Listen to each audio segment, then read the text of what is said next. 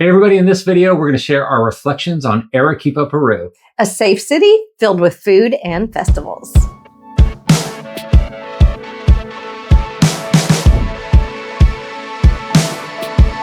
Hey everybody, I'm Sean. And I'm Deb. And welcome back to the channel. Thought we'd take a few minutes to kind of reflect a little bit on our recent trip to Arequipa, Peru. So we spent a month in Arequipa, and it was fabulous. Yes, it was. And the first thing we're going to talk about is the weather, because I had known this before, kind of looked it up, that it was just like basically perfect weather in Arequipa. From a temperature perspective. Perspective, yes. It was 72 average every single day, Fahrenheit. Yeah, Fahrenheit. Yes. And it was cooler in the mornings. Yep. And in the evenings. But then when you got out into the sun, there's a saying that I heard on one of the forums. It was like, it's Peru, where you bake in the sun and you freeze in the cold. And it's kind of like that in the shade. In the shade, it's chilly. In the sun, you warm up really quickly. So you just got to layer appropriately when you're going out. Yep. So one thing I will make note of, though, is I was very excited about the fact that allergies were basically low to none. So pollen, ragweed, they just weren't there. However, they do have what's called I think it's a PM 2.5, and it is particles in the air, and it's kind of like a desert environment. It is. I think it's a lot like what we consider when we went to Tucson, Arizona. Very dusty, very dry. So you just got to be aware of that. So if you have asthma, I will say that for us, we always felt like we had a cold. I imagine you probably adjust to it a little bit, but it definitely always felt like we had a cold because of those particles. Yeah, it just irritated our sinuses. And so we were always had Kleenex, it's just something to be aware of if you're traveling there. If you look, like we looked at it from a hot, cold weather perspective and a rainy, not rainy perspective, but we didn't take into account dust. It did not rain one single day during the month. Nope. They only get a little bit of rain, I think, in January and February. Yeah. So, and then also while we were there was a dust storm that came through, and it was from our balcony. You could just see it like rolling across the city. And then we went for a walk afterwards because we needed to go get some supplies, I think. And we were walking, lots of people had masks on. It was just total dust. Deb, we walked, we had gone down to the Claro store and to the mall, and we'd come out of the mall and Deb goes, check out the moon.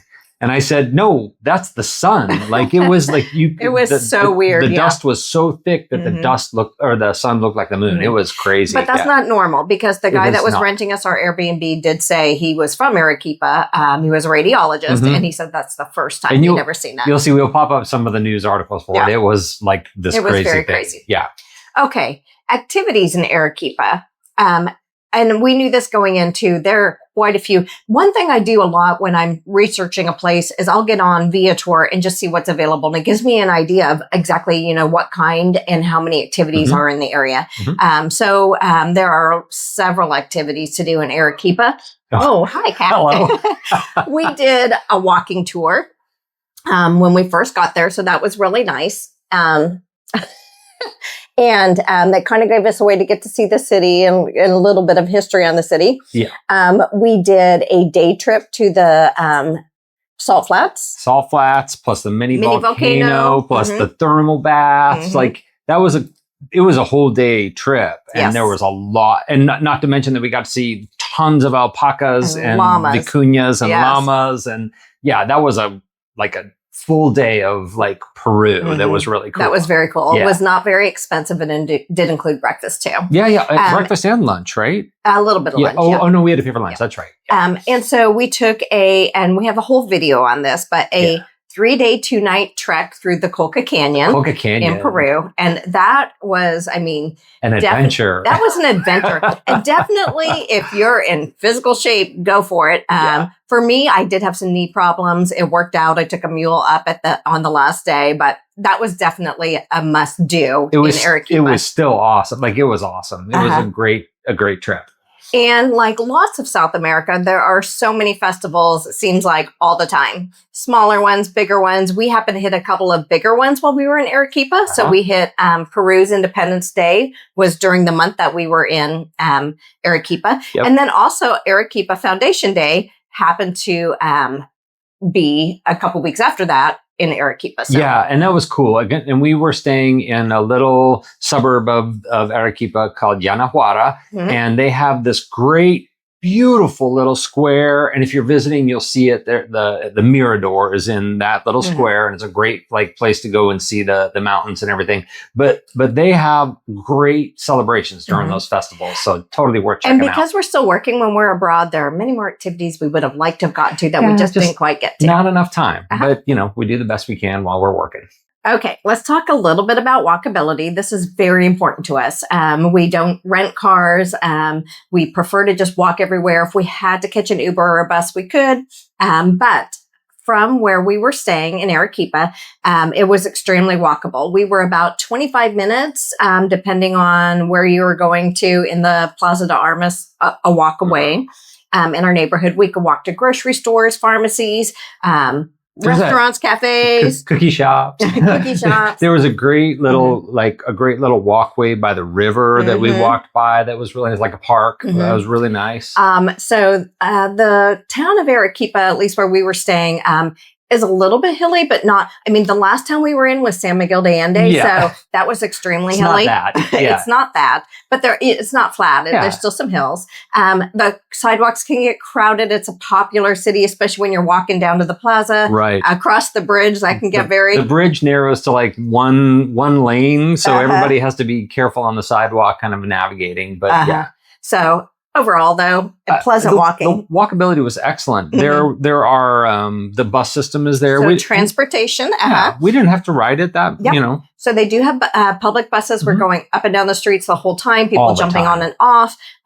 Uber, we rode it 3 times while we spent the month. So to and from the airport. And then when we got back from the Coca Canyon and my legs were like killing me. Deb's knees were like, we're doing an Uber. I was like, let's just catch an Uber back. So 3 times. But other than that, we walked everywhere. But transportation was easy and affordable. Never had a problem getting Ubers. Our Uber drivers were super helpful and like talkative and help introducing us to the city. So it was great. And then the another subject I want to talk about is safety because of all that walking. So, usually you're walking during the day, or I will say because they're on the equator, they don't have long days. So it would get dark somewhere around 6 p.m.-ish at night, but walking in the evenings was fine. But then there were also a couple times when we were walking very early in the morning, like 2:30 in the morning to get to our Coca Canyon. Get to our jump off point for our excursion to the Coca Canyon. And we felt perfectly safe. I mean, obviously always take precautions when you go everywhere, but we just were so shocked at how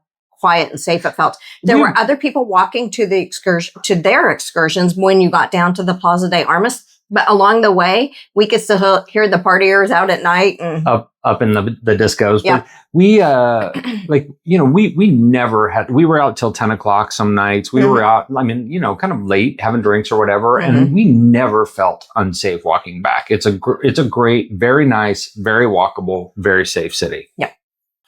Okay, so let's talk a little bit about the costs of Arequipa. So I felt like things were very affordable. Now, remember, we're still working, so we're using our U.S. dollars. Yeah. But I thought, great value for Arequipa. It was a great value. We actually stayed in 2 different Airbnbs, mostly because my number one pick was only available the first week.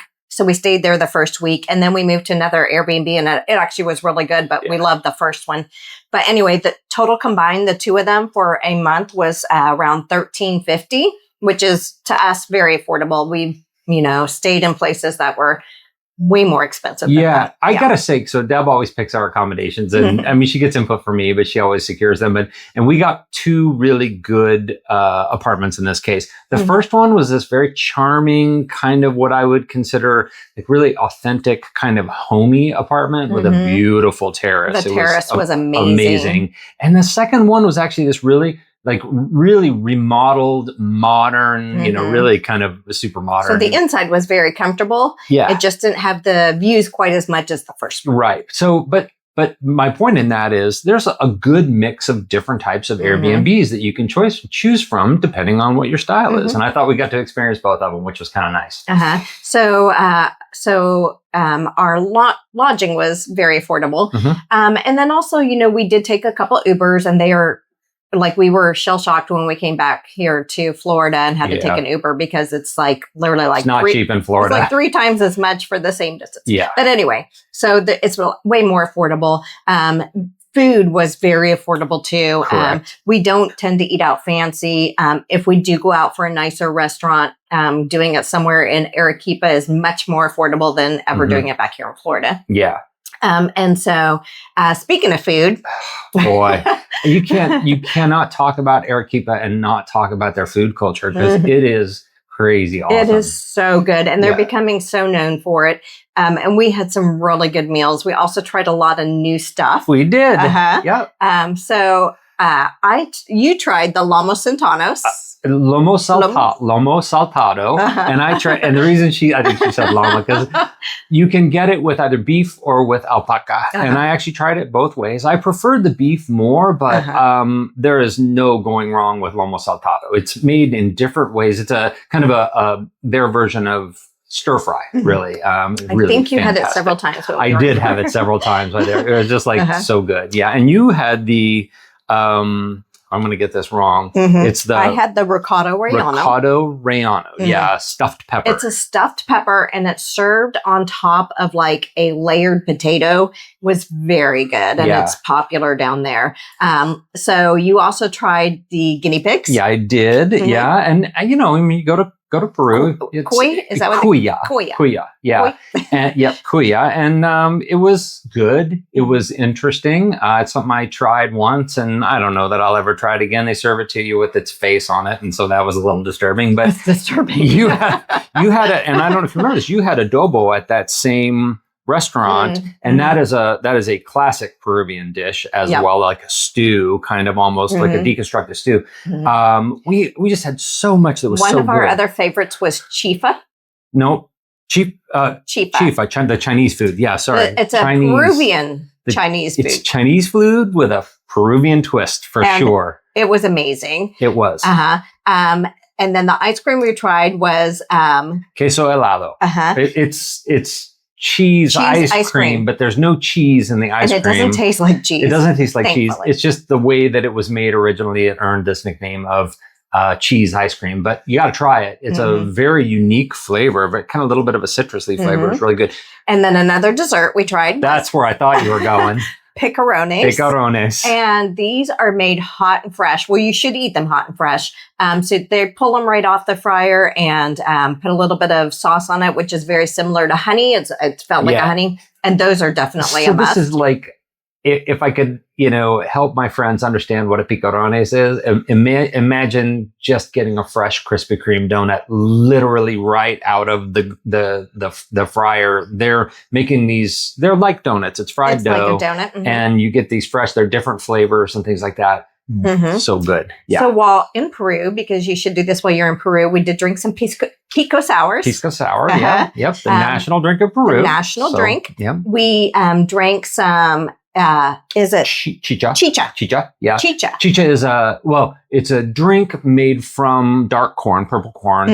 You can have it either alcoholic or not alcoholic. We tried the alcoholic because we were in a bar. So we had chicha. Yeah. And this isn't local food. I mean, it's not something new we tried, but we had the best cookies at Dogus. Oh, yeah. Like I mentioned cookies earlier. There's a reason because we found they were so good. We found this little cookie bakery, and not only were the cookies great, the women who were working there were fantastic and super helpful in answering the million questions we had about different cookies. And I got to think that maybe they recognized us when we came back the third time. So if you go down and eat, we did a couple times down on the Plaza de Armas, up on the second floor of a hotel. You are going to probably spend a little bit more money, but just the sitting up there, having dinner overlooking, and at night the whole plaza is lit up. That was amazing. The Plaza de Armas has it's like a literally second floor balcony that goes almost all the way around the Plaza de Armas. Restaurants, and there's different hotels and restaurants and bars and things like that. And we found this wonderful restaurant that's connected to a hotel that. I mean, literally, you could just sit out there, eat your meal, and people watch all the stuff happening in the Plaza de Armas. And speaking of the Plaza de Armas, it is one of the nicest plazas We've been to several cities now in South America, and we just loved it. I mean, it was just it was a not miss for sure. It's beautiful. It's always active, and there's something going on. We saw concerts, like big band concerts down there. We went on nights when it was quieter and it was still fun and interesting. The cathedral itself is just absolutely gorgeous. Yeah. So the Plaza de Armas, you cannot miss it if you go to Arequipa. All right. So when we do our reflections, we often like to just ask ourselves, how was it from a digital nomad experience? Because then we like to share, if you're a digital nomad or you're thinking about going for an extended period of time, what's it like? I thought it was great. We had excellent internet. Yep. That is one of the most important parts, obviously, of digital nomading. We never had problems in our apartments with internet or electricity or anything like that. And then the other thing I like is the ability to work from other places. So, a lot of times we just visit coffee shops. We don't necessarily work from them. But we saw people working from them, and just the city itself was so nice for a digital nomad perspective, because you could go for walks, in between, during your lunch or whatever.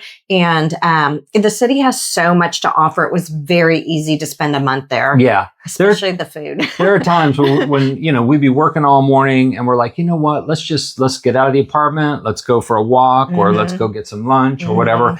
And obviously we talked about, there's so much food in Arequipa. Yeah.